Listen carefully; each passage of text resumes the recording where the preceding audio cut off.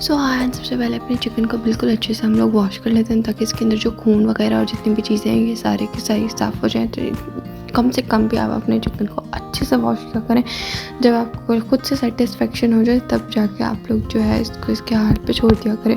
Then इसके बाद हम लोगों ने ले लेनी है कढ़ाई, जिसके अंदर हम लोगों ने पानी जो है ड्राई करने के लिए रख देना। जब इसके अंदर अच्छे से पानी ड्राई हो जाए और आपका चिकन बिल्कुल अच्छे से धुल जाए तो इसके अंदर ऐड कर देना आप लोगों ने ऑयल अपने हिसाब से या घी, जो भी आप लोग यूज़ करते हैं। उसके बाद आपने इसमें ऐड कर देना है चिकन और उसे अच्छे से आपने करना है फ्राई। चिकन को बारी बारी करके ऐड कीजिएगा बिकॉज इसके ये पानी छोड़ती है तो फिर वो आपके ऊपर छींटे वगैरह आई या कुछ हुआ तो फिर ऐसे हाथ जलने का भी ज़्यादा खतरा होता है। तो जैसे ही आपको लगे कि आपका चिकन बिल्कुल अच्छे से वाइट होने लग गया, मीन्स के पकने लग गया, तो आप अपनी फ्लेम को लाइट सा करके इसके अंदर नमक ऐड कर दें, जो कि बिल्कुल ही इसको परफेक्ट कर देगा। एंड यार नमक ऐड करने के बाद आप लोग इसे बिल्कुल अच्छे से कुक करें जितनी देर आप लोग मतलब कि कर सकते हैं। बाकी इसके अंदर पानी वगैरह कुछ भी ऐड करने की ज़रूरत नहीं है, बस इसे जल्दी जल्दी फ्राई करें और जब सारी बोटियाँ वाइट हो जाए, मीन्स के लाइट कुक हो जाए और आपको फील हो जाए कि हल्की हल्की कुक हो गई हैं, तो आप भले इसको कवर करके रख दें। यार ये वाले रोल्स बनाना सबसे ज़्यादा आसान है और मार्केट में आपको नहीं पता होता कि कौन किस टाइप के रोल्स बना रहा है और किस तरह के ऑयल में बन रहा है, तो इसे बहुत बेटर है कि आप लोग घर में बनाएं। जैसे कि चिकन ने अपना पानी छोड़ना स्टार्ट कर दिया, इसका मतलब है कि हमारा चिकन परफेक्टली गलना स्टार्ट हो गया। या चिकन के अंदर नमक ऐड करने के बाद ये अपना पानी छोड़ता है और ऑयल और चिकन खुद ही सेपरेट हो जाता है। ये वाला चिकन खाने में भी अलग सा लेवल होता है। इसके अंदर आपने थोड़ी सी काली मिर्च ऐड कर दी तो और भी ज़्यादा। क्या बारी आती है वेजिटेबल्स होने की, तो यार जल्दी से धो लेते हैं वेजिटेबल्स एंड देन यार इसको करना है कट। यार मेरी सिंपल सी थ्योरी है कि सबसे पहले इसकी जो नोके हैं ना, इनको निकाल लो और फिर पकड़ लो जो वेजिटेबल को उठाना और इसको छोटे छोटे स्लाइसेस में काट के उन्हीं स्लाइसेस को दूसरी तरफ मोड़ के और उसको डिफरेंट स्लाइसेस में काट के उसके छोटे छोटे पीसेस कर लो।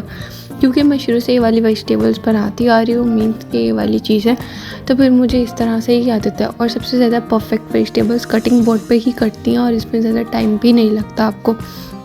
एंड यार शिमला मिर्च, गाजरें और बंद गोभी और हरी मिर्चें ही इसके अंदर ऐड होती हैं, जो कि बिल्कुल परफेक्ट है इसके लिए। और अगर आप लोग चाहो तो इसमें कोई और वेजिटेबल, फॉर एग्जांपल मटर और ये जितनी भी आप लोग खाते हो वो आप इस यूज़ कर सकते हो, बट मैं सिर्फ स्पेसिफिक खाती हूँ तो फिर मैं स्पेसिफिक ही यूज़ करती हूँ। एंड देन ये मेरे पास था कटर, यार इसी से ही बंद गोभी बड़ी परफेक्ट कट जाती है, ये देखो। और ये इतना सेटिस्फेक्शन होती है इस प्रोसेस को देख के बहुत। एंड भाई बारी आती है इसको छोटे छोटे पीसेस में काटने की। जितने छोटे पीसेस में इसमें कट रहा है ना यार, इसमें बहुत कम स्पीड आ रही थी पहले। ये बहुत ज़्यादा शार्प होता था, शायद मैंने 1 साल से इसे यूज़ ही नहीं किया, तो उसकी वजह से ये जो है इसकी नाइफ़ जो है वो शार्प नहीं रही है, उसको शार्प करवाना पड़ेगा। तो इसलिए मैंने इसको छोड़ के हमने ले लिया था कटिंग बोर्ड और ले ली थी एक बंद गोभी। बंद गोभी को कटिंग बोर्ड पे काटने का सबसे आसान तरीका ये है कि आप बंद गोभी को स्ट्रेटली पकड़ो और उसको छोटे छोटे पीसेज में कन्वर्ट कर लो। जब सारी की सारी बंद गोभी को आप छोटे छोटे पीसेज में कन्वर्ट कर लो तो उसके ऊपर हल्का सा हाथ रखो और उसे और मज़ीद पीसेज में कन्वर्ट करते जाओ। इसमें जल्दी भी कट जाती है और आपका ज़्यादा टाइम भी वेस्ट नहीं होता और परफेक्टली कटिंग बोर्ड पे ज़्यादा टाइम आपका कभी भी वेस्ट नहीं होता। और ये देखो इन दोनों में डिफरेंस चेक कर लो। जो मैंने काटी है वो बहुत छोटे पीसेस में बट थोड़ी मोटी है, और जो उसने उस पर कटी है वो थोड़ी बारीक और बिल्कुल लंबे लंबे पीसेस है। तो दोनों में ही बहुत डिफरेंस होता है। खैर मैंने 2 बंद गोभियाँ ली थी, एक छोटे साइज़ की और एक थोड़ी बड़े साइज़ की, जो कि बिल्कुल परफेक्ट मेरे उसके सब्ज़ी के अकॉर्डिंग जो है वो बननी थी। इतनी देर में मेरा चिकन जो था मैंने उसको भी चेक कर लिया था और यार देखो अभी तक इसका पानी भी ड्राई नहीं हुआ है। साथ में मैंने अपनी पूरी शेल्फ को भी साफ़ कर लिया था ताकि ये ज़्यादा गंदी और मैसी ना लगे, बिकॉज बंद गोभी के बहुत छोटे छोटे पीसेस होते हैं जो इधर उधर गिर जाते हैं और बड़ा ही गुस्सा आता है। एंड देन यार मैंने गाजरों के जितने भी छिलके थे वो सारे के सारे उतार लिए थे और गाजरों को कद्दूकस कर लिया था। वैसे अगर आपके पास बहुत ज़्यादा टाइम है तो आप भले कद्दूकस ना करो और आप इनको छोटे छोटे पीसेस में कर लो, जैसे मैक्रोनी और चाउमीन के लिए करते हैं। बट मेरे पास लिटरली थोड़ा सा भी टाइम नहीं था तो फिर मैंने जो है इसको कद्दूकस कर लिया था। एंड यार ये देखो मेरी चिकन बिल्कुल अच्छे से गोल्डन ब्राउन हो गई थी, तो इसको निकाल लेते हैं प्लेट में और फ्लेम को कर देते हैं ऑफ। और यार यहाँ से चिकन जो है सब कुछ साफ़ सुथरा करके रख देते हैं। एंड यार ये देखो कितनी परफेक्ट गोल्डन ब्राउन हो गया। अब बारी आती है इसको छोटे छोटे पीसेस में कन्वर्ट करने की। यार ये इतनी गर्म थी कि मेरा हाथ भी नहीं लगाया जाता, तो मेरे हाथ पे ऑयल देख सकते हो कि किस हद तक ऑयली है। मीन्स कि अपनी पानी और ऑयल में इतने अच्छे से पक जाती है कि इसके अंदर कुछ और ऐड करने की आपको ज़रूरत ही नहीं पड़ती है। एंड मैंने इसको छोटे छोटे पीसेस में कन्वर्ट कर लिया था और जो हड्डी में बचा कुछ गोश्त था वो भी मैंने निकाल लिया था। अगर आप चाहो तो आप जो हो वो बोनलेस ले सकते हो, लेकिन बोनलेस जो होता है वो बहुत महंगा पड़ जाता है, जबकि इस चिकन में से भी उतना ही चिकन निकल जाता है जितना कि उसमें से निकलना होता है। वैसे तो ये हुकूमत मुझे एक नंबर की अच्छी नहीं लगती, बट इन लोगों ने रमज़ान में एक सबसे अच्छा काम किया कि गैस नहीं जाती है। एंड जो बच्चे कुछ पीसेस थे चिकन के वो आप लोगों ने रहने दिया है और उसको जो है चम्मच मार मार के आप लोगों ने खुद ही छोटा कर देना। इसके बाद मैंने इसमें ऐड किए थे लाल मिर्च, नमक एंड काली मिर्चें। काली मिर्चें मैंने पहले ना 1 स्पून ऐड किया, फिर मैंने हाफ स्पून एक्स्ट्रा ऐड कर दिया बिकॉज मुझे स्पाइसी फूड बहुत ज़्यादा अच्छा लगता है। और फिर मैंने ऐड कर दी बची कुछ गाजर जिनको मैंने बहुत मोटा मोटा काट लिया था। यार मेरे पास इतना टाइम नहीं था, मेरा टाइम बहुत ज़्यादा वेस्ट हो रहा था और अशर उठ गया था। तो फिर मुझे यही था कि जल्दी जल्दी मैं इसको सेट कर लूँ और फिर मैं भागूँ अशर के पास। तो जल्दी से मैंने यही किया और उसके बाद मैंने जो है फ्लेम बंद कर दी थोड़ी देर के लिए। या मैं हल्की कर रही थी और ना चूल्हे का ना कोई मसला हुआ है। कल भी ऐसे हुआ था, परसों भी, कि जैसे मैं फ्लेम को लाइट करती हूँ चूल्हा बंद हो जाता है। I don't know why, but पता नहीं ऐसा होता है मेरे साथ। एंड देन मैंने कद्दूकश की हुई गाजर ऐड कर दी थी और इसके अंदर लाल मिर्च और नमक और काली मिर्च ऐड कर दी थी। जैसे कि आप लोग को पता है कि भाई गाजर जो होती है वो थोड़ी मीठी होती है, तो इसमें बड़ा ही वो होता है, तो इसके अंदर आप एक्स्ट्रा नमक ऐड रखोगे तो ज़्यादा अच्छा रहेगा। एंड देन बारी आ जाती है बंद गोभी की, तो बंद गोभी में मैंने लास्ट में ऐड कर दी थी। और इसको मिक्स करना बहुत ही मुश्किल होता है कि भाई आपने अगर कढ़ाई वगैरह में बना रहे हो ना तो वो इधर उधर गिरना स्टार्ट हो जाती है, जिसमें बड़ा ही गुस्सा आता है कि एक्स्ट्रा ही गंद मच जाता है इसका। तो बहुत आराम से और तसल्ली से इसे मिक्स करो, पहले एक फ़ोन साइड पे रख दो। एंड भाई ये देखो मैंने बिल्कुल अच्छे से मिक्स करते हैं। बंद गोभी जो होती है वो अपना पानी छोड़ देते तो उसे कुक होने में जस्ट 5 मिनट्स लगते हैं। मैंने इसको 5 मिनट्स के लिए ऐसे ही छोड़ दिया था। 5 मिनट्स के बाद आके इसे देखा था, ये हो गई थी अच्छे से कुक और इतनी देर में किचन भी साफ़ हो गया था और यार बर्तन भी धुलने वाले बहुत ज़्यादा हो गए थे। खैर ये 10 थी पट्टियाँ, तो मैंने 10 पट्टियों को ही हाथ लगाया था। एंड मैंने थोड़ा सा जो है मटेरियल को प्लेट्स में ले लिया था और उसके बाद मैंने साइड पे रख दिया। और फिर रोल बनाने का सबसे ईजी तरीका ये है कि आपने रोल को इस तरह से रखना और इसको साइड से फोल्ड कर देना।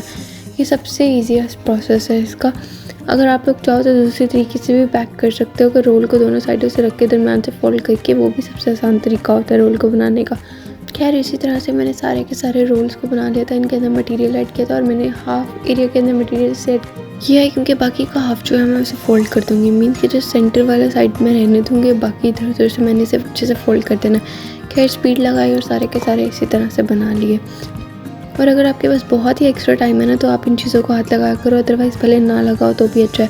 बिकॉज मैंने स्टार्ट किया था ये सारा काम 1 बजे और मुझे बच गए थे 4 के, बिकॉज मुझे साथ साथ किचन भी सेट करना था, वेजिटेबल्स भी काटनी थी, सब कुछ खुद करना था। तो जल्दी से मैंने ये सारे काम करने की कोशिश की थी, बट फिर भी मुझे तकरीबन 2 से 3 घंटे लग गए थे।